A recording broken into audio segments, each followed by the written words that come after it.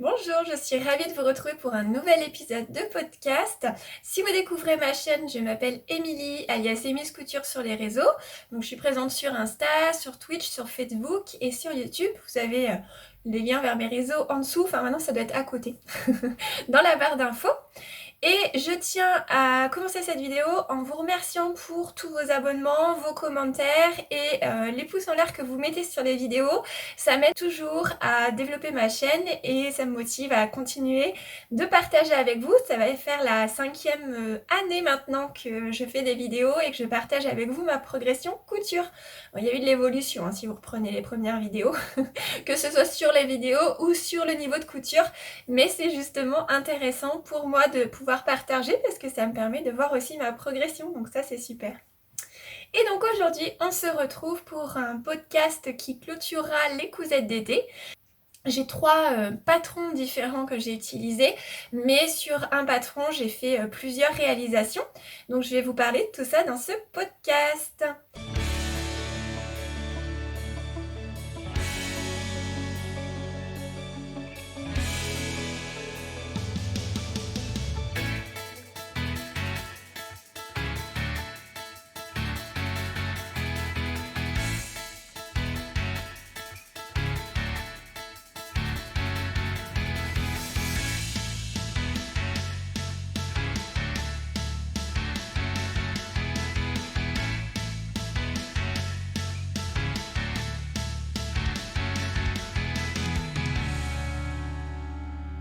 Donc le premier patron dont je vais vous parler, c'est la robe Sully de chez With You.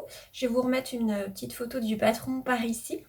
Donc With You, c'est une plateforme, je pense que vous devez connaître, où il y a des patrons de différents créateurs. Donc on peut naviguer, retrouver des créateurs qui ne sont pas forcément connus. Et la plupart des patrons sont des patrons qui sont originaux, qui sont assez jeunes, on va dire, et qui ont donc un design qui est assez intéressant. Donc je vous invite à aller voir sur la plateforme si vous ne connaissez pas. Et donc, With You a développé sa propre marque de patron et m'a proposé un partenariat sur Twitch pour que je puisse réaliser un de leurs patrons au choix en stream avec vous. Donc, j'ai choisi la robe Sully. Ça m'a permis aussi de pouvoir vous proposer une réduction sur ce patron donc pendant un mois. Donc là, c'était fini maintenant. Mais pour les personnes qui m'ont suivi sur Twitch, donc vous avez pu avoir cette réduction. Si vous étiez là lors du live Twitch, ça va me permettre de vous montrer la cousette terminée et portée. Si vous n'étiez pas là, vous pouvez tout à fait, si vous en avez envie, si vous décidez de réaliser cette robe par exemple, retrouver le replay sur ma chaîne. Ça vous permet d'avoir un pas à pas. Alors sur Twitch, hein, c'est une plateforme, si vous ne connaissez pas, de stream, donc de live si vous voulez, où je vous embarque dans mon atelier, je couds et je papote avec vous. Donc c'est un petit peu long, hein, c'est pas comme un sew along où tout est condensé. Là, vous allez me voir effectivement réaliser les étapes, mais je vais papoter entre temps. Donc, au niveau de la robe Sully de With You, c'est un patron qui va de la taille 32 à 42. En termes de tissu, de métrage, il faut 1,30 m de tissu principal et 30 cm de doublure sur une laisse de 1,40 m. Il recommande également un zip invisible de 35 cm. Donc au niveau des explications de ce patron, c'est quand même assez clair. Je n'ai pas imprimé les explications, je les ai sur ma tablette. Je vais vous montrer. Je ne sais pas si ça va bien être filmé comme ça, mais je vais vous montrer rapidement à quoi cela ressemble. Hop. Oui, ça passe. Donc voilà à quoi ça ressemble au niveau des explications. Donc, vous avez vraiment une couleur pour l'endroit, une couleur pour l'envers. Les schémas sont très bien faits, donc vous avez des schémas à chaque étape. Donc on est vraiment pris par la main au niveau de la couture du patron. En revanche, si vous débutez vraiment dans la couture, ça ne vous sera pas suffisant parce que, par exemple, sur l'étape de coudre le zip invisible, on va simplement vous indiquer de coudre le zip invisible. On ne va pas vous indiquer comment coudre un zip. Après, c'est tout à fait possible de rechercher sur internet un tuto pour coudre un zip invisible ou de regarder ma vidéo sur Twitch, au choix. Donc après, au niveau du patron, si vous achetez cette robe, la manière dont le patron est fait, le patron PDF, ça peut vous perturber si vous débutez aussi au niveau de la couture, parce qu'en fait, ils ont tout imprimé les indications, donc par exemple le devant, dos, etc., dans le même sens, donc dans le sens où on va scotcher le patron, mais il y a des pièces qui sont dans l'autre sens. Par exemple, le volant, il va être haut du volant va être en bas dans l'assemblage, mais la notification du fait que ce soit le volant va être dans le sens d'impression. Ce qui veut dire que votre pièce, il faut bien faire attention et la retourner dans le bon sens. Donc ça peut vous perturber. Donc j'ai été chercher mes pièces de patron pour vous montrer. Par exemple, quand on imprime donc le côté, l'explication côté est dans ce sens-là. Par contre, hop, là vous voyez marqué taille, en fait la pièce est comme ça. Donc moi je me suis renoté ici que c'était le côté dans le bon sens. Sinon ça peut vous perturber. Si vous débutez, effectivement ça va peut-être pas vous sauter aux yeux dans quel sens la pièce est censée être logiquement. C'est pour ça que je vous le précise.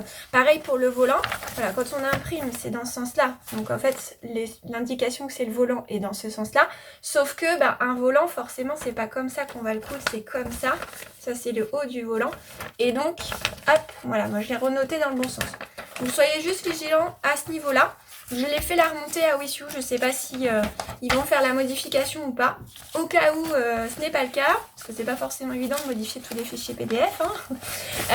Voilà, faites bien attention à ce point-là pour ne pas faire d'erreur au niveau de votre montage. Alors au niveau de la réalisation que j'ai fait avec vous en stream, c'est donc celle-ci que j'ai finalisée entre temps. Donc voici la robe.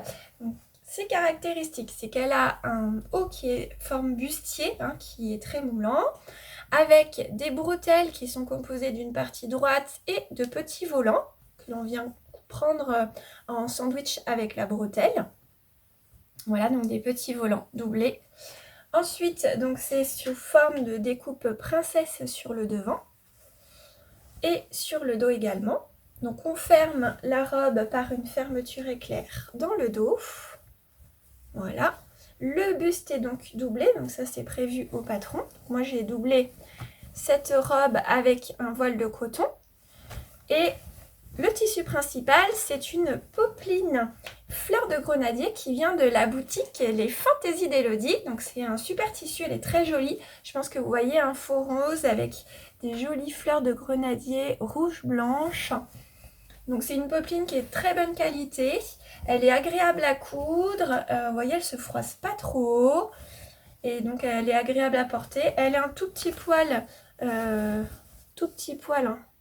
extensible, mais vraiment tout petit poil. Ça reste une popeline, donc agréable à porter. Et donc on a un volant. Donc la jupe est composée d'une jupe et d'un volant. Et on a 2 pinces dos et 2 pinces devant. Je ne sais pas si vous allez trop voir parce que c'est un tissu à motif. Donc je vous mettrai les liens du tissu de la boutique Les Fantaisies Elodie. Donc c'est une youtubeuse, Elodie, si tu passes par là, je te fais des bisous. Qui a donc créé sa mercerie en ligne. Et donc elle vend pas mal de tissus. Donc des tissus très sympas que j'ai vu passer là pour l'hiver. Donc n'hésitez pas à aller faire un petit tour.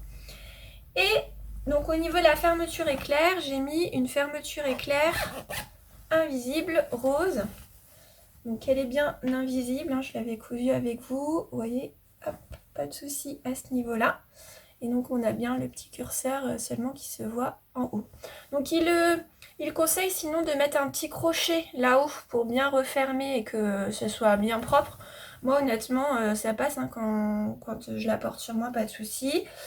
Faites bien attention surtout à vos raccords là, vous voyez, que ce soit bien droit là au niveau de la fermeture éclair invisible, c'est la seule petite difficulté quand on fait une robe. Et donc au niveau de l'assemblage, j'ai fait un peu différemment de ce qu'ils préconisent au niveau du buste. C'est-à-dire que moi je préfère effectivement donc doubler mon buste comme ils le disent, en l'assemblant par le haut.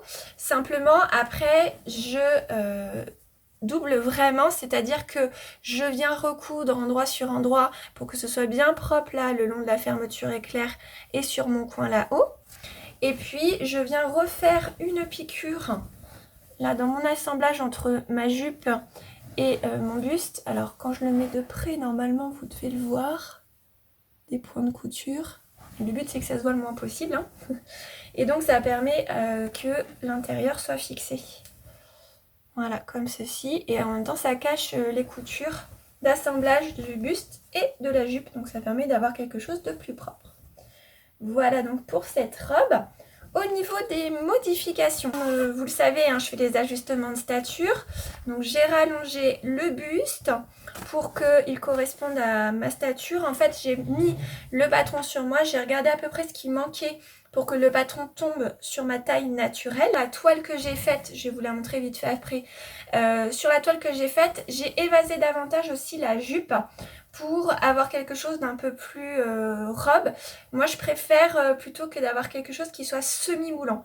Soit complètement moulant, soit vraiment évasé. J'aime pas trop quand c'est entre les deux et c'est comme ça qu'est prévu le patron.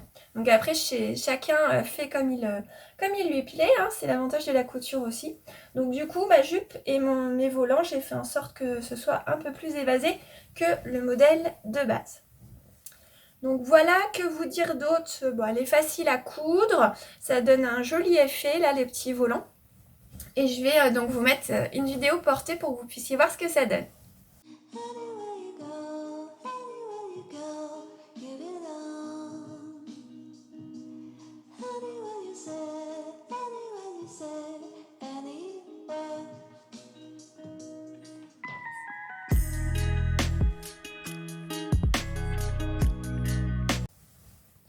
Donc, comme je vous le disais, j'avais fait une toile pour cette robe Sully. Donc, je l'avais faite dans une popeline de coton de chez Dries & Stoffen, que vous avez déjà dû voir passer dans d'autres podcasts. Là, je l'avais doublée entièrement avec la popeline. Et donc, c'est en faisant cette toile que je me suis rendu compte qu'il fallait que je rallonge les bretelles de 4 cm. Donc là, vous voyez, ça se voit pas trop, donc j'arrive quand même à la mettre. Mais du coup, j'avais pas assez de tissu pour pouvoir refaire totalement ma bretelle et mon volant. Et comme il me manquait quand même 4 cm, bah, j'ai fait tout simplement un petit patch. Voilà. Donc j'ai fait un petit patch dans le dos, donc ça se voit presque pas. Hop. Et même principe, hein, au niveau de la doublure, j'ai fait exactement pareil au niveau de l'assemblage. Hop. Au niveau de la fermeture éclair. Donc toujours fermeture invisible. En haut, ça se cale bien, il n'y a pas de souci. Et donc là, par contre, bah, vous verrez la vraie version de jupe. Donc j'ai fait la jupe en 38 et le haut en 36 et 34 par rapport à ma poitrine. Et donc elle est moins évasée du coup, ma toile, puisque j'avais respecté le patron de base. Voilà, pas évident à montrer les robes.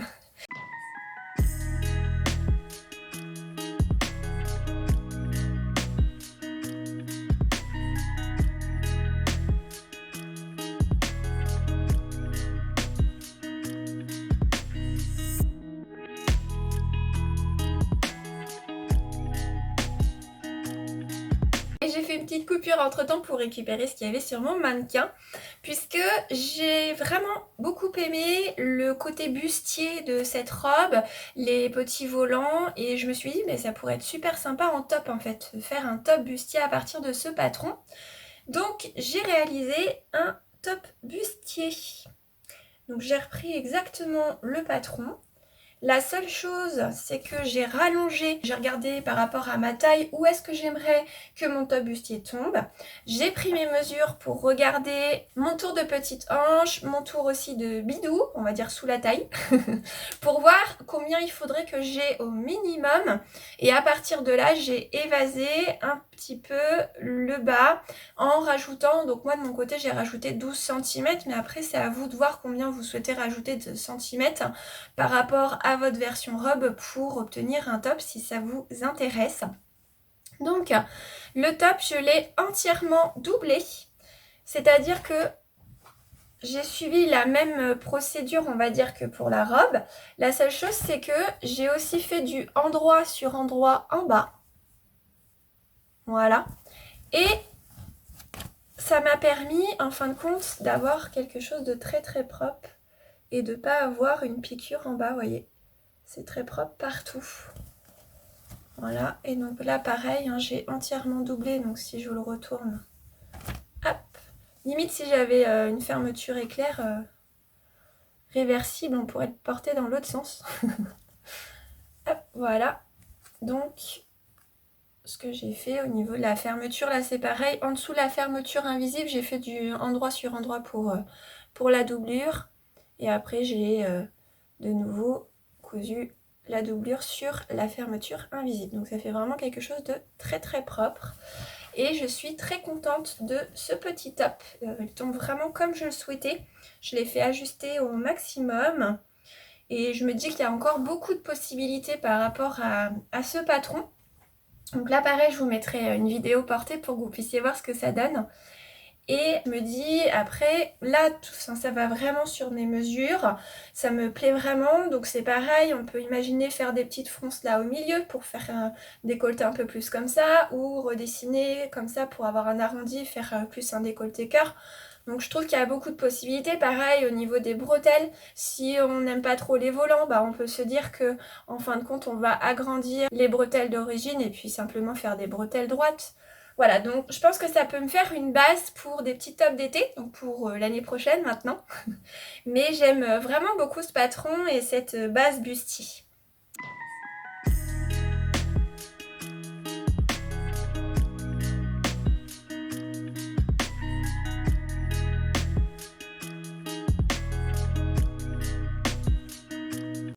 Voilà pour tout ce qui concerne le patron Sully de With You. J'espère que ça vous donne des idées, ça vous donne envie de coudre ce patron. La réalisation suivante, je l'ai aussi commencé avec vous sur Twitch, mais je ne l'ai pas terminée parce que j'ai dû faire des ajustements, des modifications avec vous. Quand j'ai essayé au début ma couture, je me suis rendu compte qu'il y avait pas mal de choses qui ne collaient pas. Mais j'ai commencé à coudre avec vous et puis donc je vais vous montrer ce que ça donne. Donc le patron que je vais vous présenter, c'est la robe Divina du magazine La Maison Victor. C'est issu de ce magazine-là, le 04 2020. Donc c'est juillet-août 2020. Et c'est une robe qui ressemble en fin de compte à la robe Jessica Drest, qui est quand même pas mal cousue. Je pense que vous en avez déjà entendu parler. Donc c'est cette petite robe-là. Voilà, donc avec une patte de boutonnage devant, pareil, un haut, un petit bustier. Et puis des petites bretelles. Elle a 2 petites poches et une jupe qui est évasée. Donc cette robe Divina de la Maison Victor, elle va de la taille 34 à la taille 56. En termes de tissu, il faut entre 150 cm et 220 cm, de la plus petite à la plus grande taille. Et il vous faut des boutons et du biais. Normalement, je vais vous expliquer après pourquoi je vous dis normalement. Donc moi j'ai décidé de réaliser cette robe dans une popeline, j'ai tout de suite vu là-dedans, dans une popeline marine avec des petites cerises. Voilà, j'adore. Ça lui fait tout de suite un côté un peu rockabilly vintage, j'aime beaucoup. Et donc cette popeline elle vient de la boutique All Tissu, donc j'ai dû la payer 3 €, enfin moins de 4 € le mètre. Après All Tissu il y a beaucoup de popelines très jolies, pas chères du tout. Et on retrouve à peu près les mêmes popelines que ce qu'il y avait sur Dries & aussi, pour celles qui connaissent. Par contre, le seul conseil que je peux vous donner sur All Tissu, c'est de payer avec PayPal. Comme ça vous permet d'ouvrir une réclamation s'il y a un souci. Et en général, quand on paye avec PayPal, il n'y a pas de souci sur la commande ou quoi que ce soit. Parce que j'ai eu des gens, quand j'avais fait un All Tissu, justement, il y a un petit moment qui m'avait dit « Ah, moi j'avais eu des soucis, etc. » Et moi, ça fait plusieurs fois que je commande chez eux. Je paye avec PayPal et vraiment aucun souci. J'ai ce qu'il faut dans ma commande. Ma commande va vite. Voilà, donc pas de souci à ce niveau-là. Donc la robe Divina. Moi, au lieu de faire des boutonnières, j'avais des petits boutons pression, vous voyez. Donc, nacre rouge. En fait, ça fait un bord métallisé avec du rouge et je trouvais que ça allait vraiment bien avec. Donc, je me suis dit plutôt que faire des boutonnières, des boutons, vous voyez, ça se fond dans le décor. Voilà, elle est là. On voit pas trop. J'ai décidé pour cette Divina de doubler le buste plutôt que de faire du biais, parce qu'en fait il conseille la Maison Victor de faire un biais tout le long en haut. Et pour partir dans la lancée de la Sully, je trouve ça plus joli d'avoir un haut doublé. Ça permet aussi de cacher les coutures d'assemblage entre le buste et la jupe. Donc j'ai doublé entièrement le buste avec une popeline tout simplement bleu marine. Comme ça fait quelque chose de très propre. Au niveau de la Divina, je l'ai fait en taille Je regarde, je sais plus. Donc je l'ai fait en taille 34-36 pour le buste et 38 pour la jupe. J'ai fait toujours mes ajustements de stature. Donc là j'ai rajouté 4 cm au niveau du buste pour que ça arrive juste au-dessus de ma taille, au niveau de la robe. Et j'ai ajouté 3 cm pour l'ourlet. Et donc là, elle est courte, donc il faudrait pas que j'ai moins mis. Je pense même que je rajouterai un peu plus pour qu'elle soit un peu moins courte si je la refais l'année prochaine, quand il fera beau. Je l'ai fait en stream Twitch avec vous et au cours du stream, donc j'ai fait l'essayage et là je me suis rendu compte que les bretelles étaient très longues, c'est-à-dire que clairement il prévoit une longueur de bretelles, mais il faut forcément que vous l'essayiez sur vous pour voir, parce que moi je fais 1m72 et j'avais largement trop. J'ai dû enlever, je sais plus, je crois que j'ai dû enlever 5 cm, donc 2 cm et demi de chaque côté, il me semble. Il a fallu aussi que je reprenne parce que je voulais que ce soit moulant, hein, au niveau, ça fasse bustier, hein, tout simplement, au niveau du haut. J'ai enlevé quand même 2 cm et demi de chaque côté. Donc en faisant du 34-36, voilà. Après, j'ai pas beaucoup de poitrine, donc forcément, il faut que ce soit resserré. Mais faites attention au niveau de la taille, ça taille grand, hein, comme toujours, un peu pour la maison Victor. Donc après, sinon, c'est vraiment hyper propre. Là, si je vous montre en haut, hein, le montage est très bien expliqué. Donc c'est très propre là au niveau du montage ici. En bas également. On vous explique bien pour faire l'ourlet, que ce soit bien propre. Au niveau de la pâte de boutonnage. Et je pense que c'est dû, enfin la manière dont j'ai mis mes pressions au départ. Vous voyez, ça fait un mini, alors je vais remettre comme ça là, ça fait un mini décalage là, on voit les petites cerises sur ma pâte de boutonnage, donc j'aurais dû redécaler un peu plus, je pense, voilà, que ça fasse comme ça. J'ai tenté de corriger en mettant des pressions à coudre un peu plus sur la gauche, je me suis dit comme ça va tirer un peu plus davantage le tissu, mais comme j'ai ma poitrine qui tire à ce moment-là, dans tous les cas ça tire un petit peu sur la pâte de boutonnage, donc j'ai pas totalement corrigé cela. Bon, après, en soi, ça choque pas plus que ça, c'est juste qu'elle n'est pas parfaite, du coup. Donc, j'ai mis 2 petites pressions à coude là-haut, comme ça me tient bien aussi, ça évite que ça s'ouvre d'un coup. Au niveau de la poitrine, si je respire un peu trop fort, ce qui serait dommage. Donc, voilà. Je vous ai pas dit, mais c'est le même principe que la robe précédente. Là, c'est aussi une sorte de découpe princesse. Au devant, au dos. Il n'y a pas de pince sur la jupe, c'est une jupe qui est froncée. J'ai utilisé moi la technique des fronces aux laminettes. Et puis donc les 2 petites poches devant.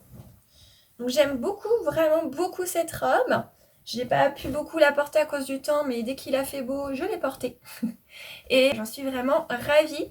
Et je pense que le tissu y est pour beaucoup. Donc si je la refais, je pense que je ferai attention aussi au tissu que je prends l'année prochaine. Mais je vous la recommande vraiment au niveau des explications, hein, rien à redire sinon. Pour la doublure, hein, j'ai utilisé la même technique que pour le buste. La robe se lie, hein, tout simplement. J'ai bien fait endroit sur endroit. Enfin, j'ai replié d'1 centimètre tout simplement. Et puis j'ai repiqué ici pour que ce soit bien propre. Je vous montre comme ça. Là, voilà, à l'intérieur. Et puis j'ai fait endroit sur endroit, une couture à 1 centimètre ici. Hop, voilà, au niveau du buste. Voilà, je vous mets la petite vidéo portée.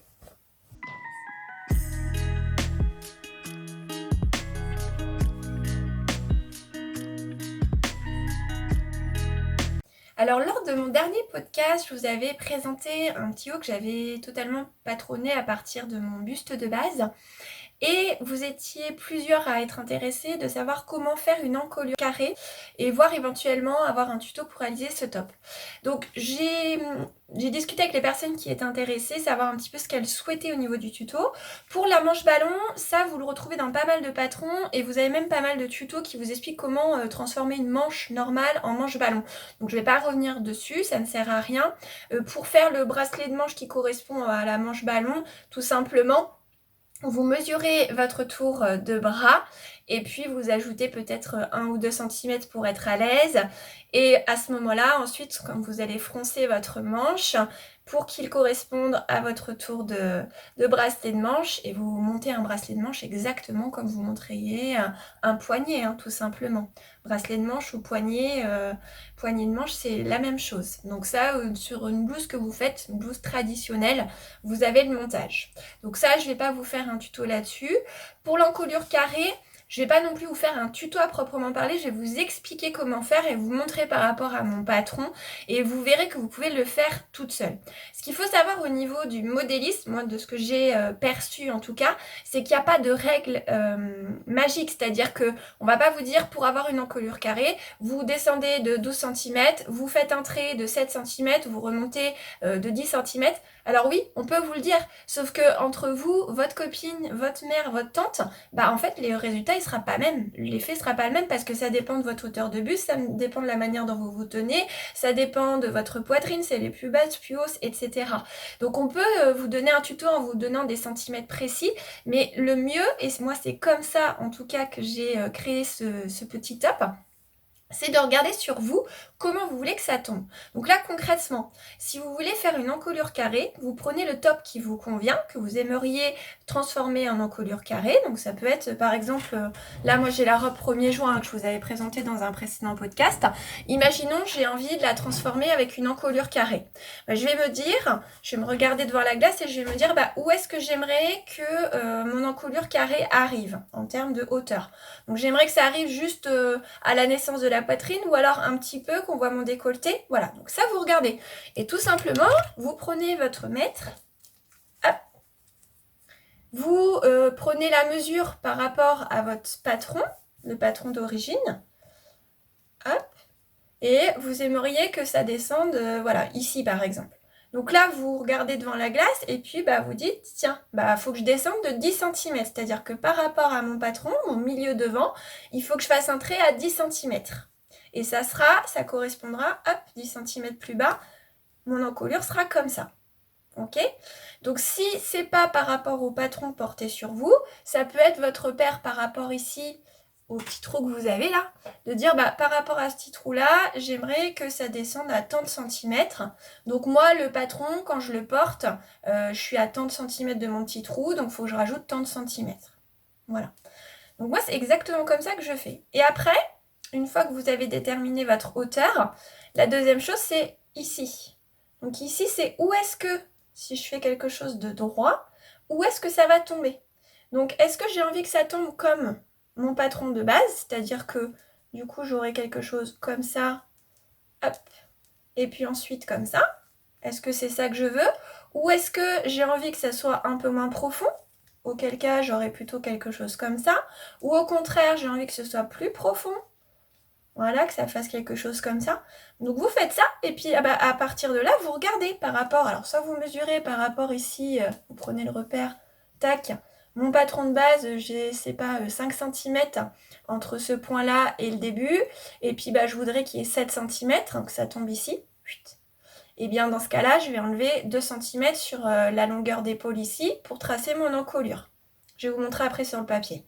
Mais c'est pour vous expliquer que tout simplement, pour tracer une encolure, quelle qu'elle soit, eh bien vous prenez des repères sur vous et vous regardez sur vous en mesurant à peu près où est-ce que vous aimeriez que ça tombe.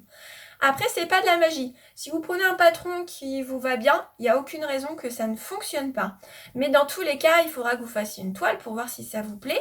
Et c'est au moment où vous essayerez votre toile que vous verrez si, en fin de compte, vous voulez redescendre plutôt d'un centimètre plus bas ou deux, ou si vous voulez dégager ou pas, ou si le fait que vous ayez dégagé, ça fait quelque chose de moins stable. Donc voilà, donc il n'y a pas de secret. Moi, pour réussir à faire mon petit top, j'ai fait 3 toiles avant de trouver vraiment la hauteur et la largeur qui me convenait bien. Voilà. Donc voilà pour cette précision. Et tout de suite, je vais vous montrer sur le patron papier ce que ça donne concrètement une fois que vous avez vos mesures. Comment est-ce que vous le dessinez sur votre patron papier. Alors là, en fait, pour vous expliquer... Ici, ce que vous voyez ici, c'est l'encolure en fait que j'avais de base. Donc c'était une encolure ronde qui n'est pas du tout dégagée, très proche du cou. Et donc à partir de là, j'ai regardé en arrivant ici, donc combien j'aurais voulu dégager mon encolure carrée, où est-ce que je voulais qu'elle arrive par rapport à l'encolure de base. Donc comme vous le voyez, je vous l'ai dit, j'ai fait plusieurs toiles. Donc d'abord j'avais fait quelque chose de très très dégagé, mais je me suis rendu compte que c'était pas assez plaqué. Du coup j'ai remonté et donc ça c'est mon tracé définitif. Donc là en fait mon encolure définitive elle est là. Et donc j'ai fait un tracé avec 1 cm de marge puisque je mets une parmenture. Voilà, une parmenture à peu près de 4-5 cm le long de mon encolure. Donc simplement pour coudre la parmenture, vous cousez endroit sur endroit, ici à 1 cm.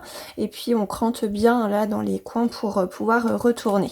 J'ai oublié de vous préciser, mais ici c'est bien le milieu devant. Donc là c'est la moitié en fait de mon encolure. Donc une fois que vous avez défini la profondeur de votre encolure et la forme que vous souhaitez à peu près lui donner, vous regardez aussi où est-ce que ça va tomber au niveau de votre épaule.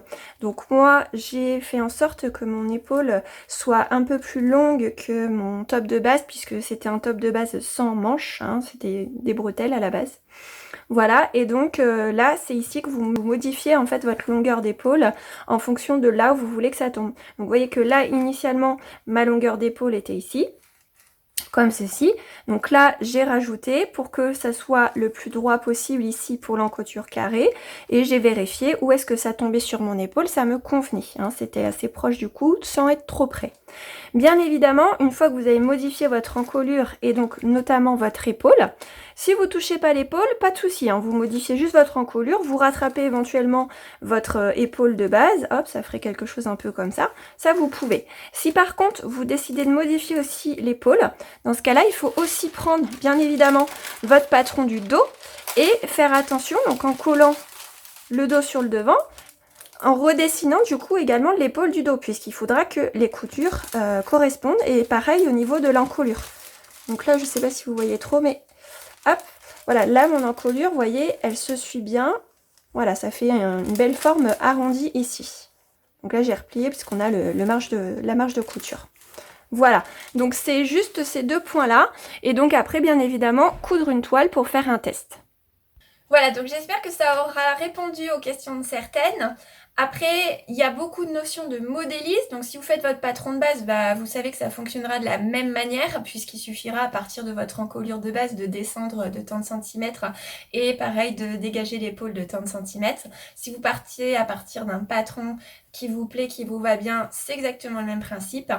Voilà, donc j'espère que ça vous aidera à faire une encolure carrée, et si ça vous a aidé, n'hésitez pas à me laisser un petit commentaire ou à me taguer par exemple sur Insta en mettant @emiscouture quand vous réalisez une encolure carrée, si c'est grâce entre guillemets à mes conseils. Donc pour le dernier patron, donc qui lui commence à avancer vers l'automne, le dernier patron que j'ai réalisé, c'est un patron de la Coupe d'Or. J'avais en tête une chemise blanche avec des manches vraiment bouffantes. J'ai pas forcément trouvé le patron qui me plaisait. Donc j'ai regardé un petit peu ce que j'avais dans mon classeur de la Coupe d'Or. Donc la Coupe d'Or, je vous en ai parlé sur plusieurs podcasts. Voilà, petit principe. Vous avez le compte Insta de la Coupe d'Or qui vous explique le fonctionnement, vous retrouvez des modèles, et surtout vous avez des lives en direct de Betty Jen qui vous montrent comment l'utiliser et qui vous donnent des astuces patronage. Et moi j'ai choisi un patron issu de ce supplément, le 319. Et c'est celui-ci, le 205. Donc avec un petit col, une ouverture comme ça. Ici, on voit qu'il y a une découpe. Les manches bouffantes. Donc en fait, c'est avec épaule tombante, la manche et le poignet de manche. Voilà. Donc après, j'avais pas forcément totalement analysé le modèle, parce que quand on analyse le modèle, on se rend compte que ici, c'est pas vraiment une découpe, mais c'est des plis. Voilà, ça fait une sorte de pince formée avec des plis. Là, en fait, on a une parmenture et on a un col, mais on a juste le col. Le pied de col est compris dans le col. On a une parmenture de col. Et du coup, je me suis posé quelques questions au niveau du montage. Donc, j'ai fait un petit peu à ma sauce. Le résultat est pas trop mal, mais je pense que c'est pas optimum. Donc, je vous montre le résultat. Hop, voilà, donc j'ai bien mon col chemise que j'aime beaucoup. Là, mon ouverture comme ça, donc ça fait vraiment un petit décroché avec le petit décolleté comme ça en triangle. Donc ensuite, le milieu devant est refermé. Donc j'ai la parmenture du coup qui va jusqu'en bas. Moi j'ai fait comme ça. Ça fait propre. Et donc, comme ça j'ai ma parmenture ici, là, pour que ça fasse bien propre ici. Ensuite j'ai mon col qui est donc, je l'ai cousu en fait à même. Voilà, j'ai pris l'encolure en sandwich avec le col. Voilà, donc j'ai surpiqué à l'extérieur. L'encolure, pardon, en sandwich avec le col. Et puis j'ai replié comme ça. Donc les plis, j'ai fait des plis comme ça. J'ai fait un petit point quand même pour fixer le pli. Ça donne ça sur l'envers. Hop. Voilà, donc ça fait propre quand même. C'est original, hein, j'avais jamais vu ça. Et en fait après, mon pli, ça fait comme une pince. Et là, ça s'ouvre. Voilà, donc je vous montrerai à porter ce que ça donne. J'aime bien l'effet, hein, mais c'est que c'est assez original. J'avais jamais vu ça. Donc il a fallu un peu que j'improvise. Voilà, et donc ensuite la manche ballon qui est donc froncée et cousue ici avec le poignet de manche. Donc je l'ai fait à mes mesures, hein, puisqu'on se sert du tour de poitrine pour tout ce qui est au-dessus du tour de taille et du tour de hanche pour tout ce qui est en dessous du tour de taille pour tracer le patron. Et donc j'avais rajouté déjà... Oups. J'avais rajouté déjà 3 cm au niveau des manches. Et elles sont encore trop courtes, il faut vraiment que je rajoute au moins 5 cm. Après c'est pas évident, c'était pas évident pour moi de juger avant de coudre ma toile, puisque déjà c'est épaule tombante, donc je savais pas trop où ça allait tomber pour calculer combien de la longueur de manche il allait falloir. Et en plus comme c'est quelque chose de bouffant et qu'on fronce, forcément ça perd aussi en longueur, mais je savais pas trop de combien. Donc là clairement il faut que je rajoute au moins 5 cm, ça m'arrive ici à peu près. C'est pas dérangeant, hein, je la porterai quand même, comme dit mon mari, ça fait un style. Mais si je refais une version de ce patron, je rallongerai d'au moins 5 cm mes manches. Donc voilà pour ce patron, je vais vous mettre pareil une vidéo portée.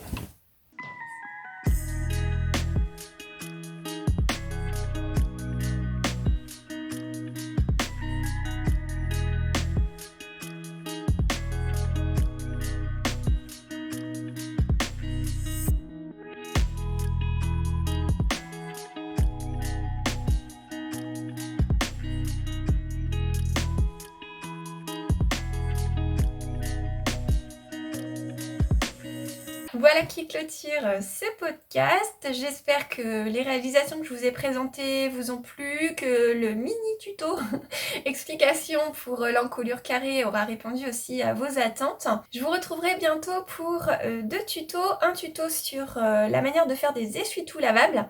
C'est quelque chose que j'ai envie de faire depuis un moment. On le voit beaucoup, ça évite d'acheter du sopalin, clairement, hein, c'est pour l'environnement, c'est pas plus mal. Ça évite le gaspillage au niveau du sopalin. Quand on a des enfants, Dieu sait que le sopalin, ça y passe.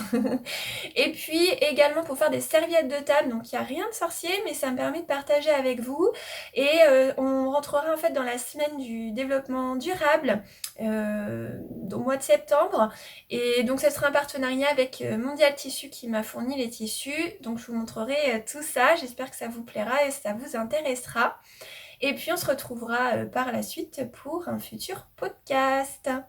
Je vous remercie d'être resté jusqu'ici, je vous souhaite une bonne journée et à bientôt!